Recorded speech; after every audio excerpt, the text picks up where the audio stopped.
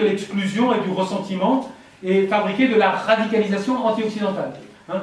Donc, très simplement, je dirais, on ne peut pas... Globalement, les printemps arabes ont été très positifs pour la population arabe vivant en France. Pourquoi? Parce qu'ils ont retrouvé une certaine fierté, une certaine dignité. Ils pouvaient s'identifier plus naturellement. C'était pour une fois qu'il n'y avait pas que des catastrophes qui se passaient dans leur pays.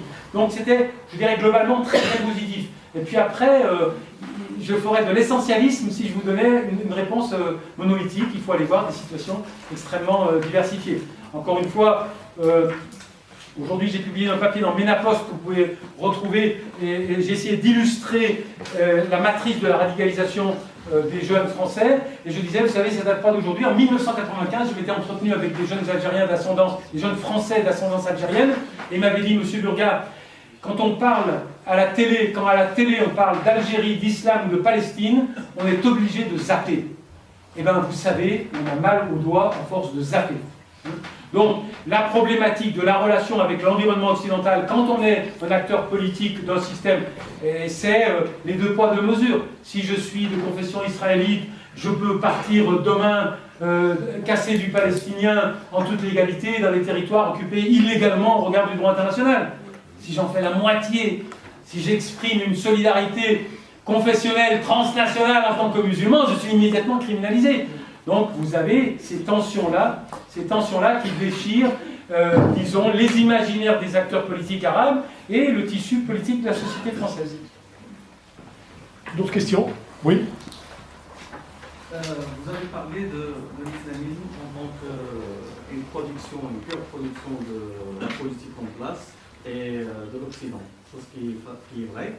Mais vous ne pensez pas que l'islamisme est une nouvelle forme du groupe Khawarij, par exemple? Du groupe Khawarij. Khawarij. C'est dans l'histoire. C'est pareil que ce qui se passe maintenant en Iran, avec Daesh.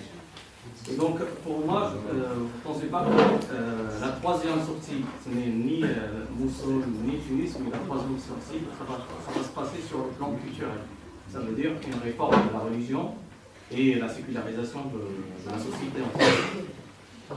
Mais c'est ce qui est en train de se passer en grande partie dans Tunis. Ça va dans mon modèle Tunis. Parce que quand on me dit qu'il y a un président laïque et un autre candidat qui ne l'est pas, je dis je suis désolé, Marzouki est laïque, mais ses alliés islamistes également sont laïques. Il y a longtemps que les frères musulmans sont laïques au niveau des textes, de tous les dispositifs institutionnels qu'ils ont cautionnés.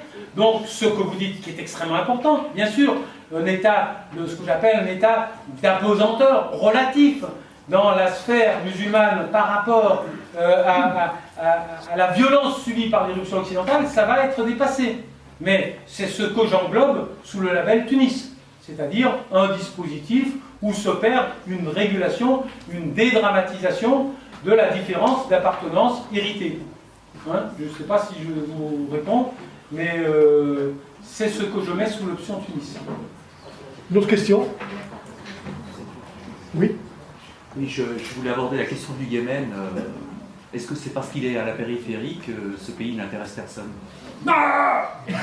Comment osez-vous? C'est son pays. Alors, je vous annonce dans 2 mois à peine la sortie d'un passionnant ouvrage. Vous n'aurez même pas besoin d'acheter, il va être online. C'est le Yémen Nahwa al-Jumhuriyya, en arabe et en français. Vous avez toute une iconographie historique qui vous permet de comprendre comment ce pays absolument fascinant a vécu sa modernisation. Parce que le Yémen, effectivement, c'est extrêmement intéressant. Pourquoi? Parce que le Yémen, à l'opposé de l'Algérie, n'a pas subi une violence de déculturation coloniale.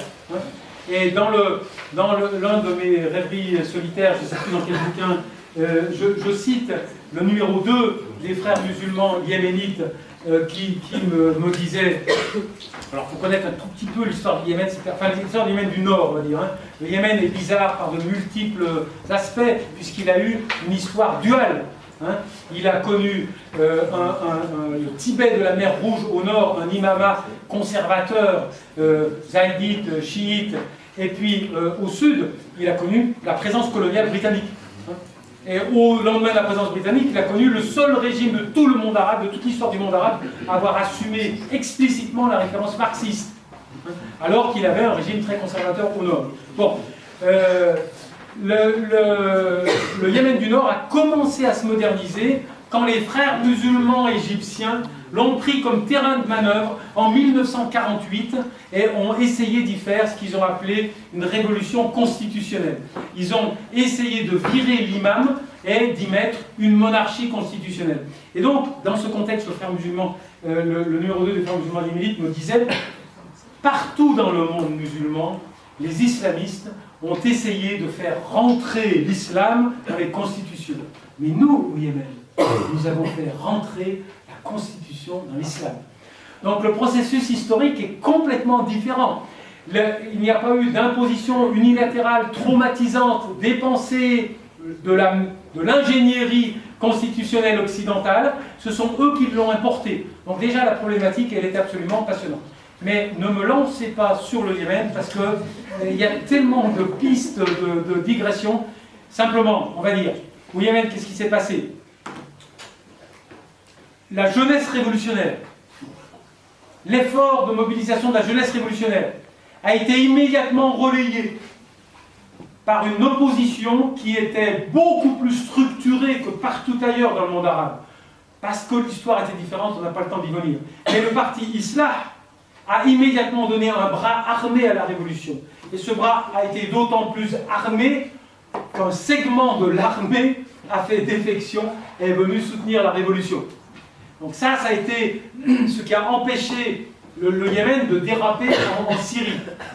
Mais ce moment-là vient de prendre fin depuis que, mais c'est trop difficile d'enfermer ça dans quelques phrases, depuis que ceux qui étaient perçus comme des rebelles chiites du Nord, combattus par le président Ali Abdallah Saleh, les Houthis, ont été instrumentalisés par l'ancien pouvoir, parce que c'est tellement compliqué le Yémen, que l'ancien régime est encore au pouvoir. Le président Ali Abdallah Saleh est toujours le président du parti dominant, le Congrès populaire.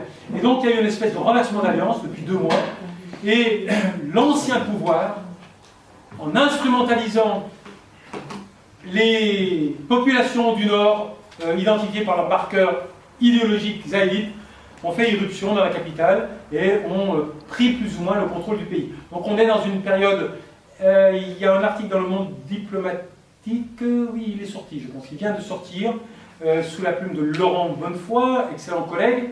Nous sommes allés au Yémen ensemble au début de l'année, simplement lui il est resté à la douane, et moi j'ai pu rentrer, parce que lui il avait écrit le rapport de Crisis Group, et c'était resté dans la mémoire, et ça montre bien que c'était resté dans la mémoire du régime. Preuve que le régime n'avait pas changé, c'est qu'il était toujours considéré comme quelqu'un ayant critiqué le régime du président Ali Abdallah Saleh. Il n'empêche qu'il a fait ce papier qui explique bien, qui fait bien le point sur, malheureusement, la confessionnalisation des différences politiques au Yémen, la sectarisation du printemps également. Alors que le Yémen avait fait l'économie pendant longtemps de la division strictement sectaire, puisque le parti El-Islah, le parti islamiste proche des frères musulmans, il était dirigé par des gens qui étaient zaïdites, qui étaient chiites, mais on n'en parlait pas. Ils se disaient tous ni sunnites, ni chiites, il y avait une coexistence. Elle a pris fin, et là aussi au Yémen, le pays, malheureusement, n'est pas sur la bonne pente. Merci en votre nom à François de Gaulle pour cette conférence. Nous vous donnons rendez-vous à demain. Oui, alors demain, il y a une conférence sur la Turquie c'est Hamid Bordostan qui est un spécialiste de la question kurde. Et c'est demain dans la même salle à 18h. Et on a aussi sur la Tunisie le 11 décembre. Le 11 décembre, oui. Voilà, avec Monder Kilani, qui est professeur d'anthropologie à l'Université de Lausanne.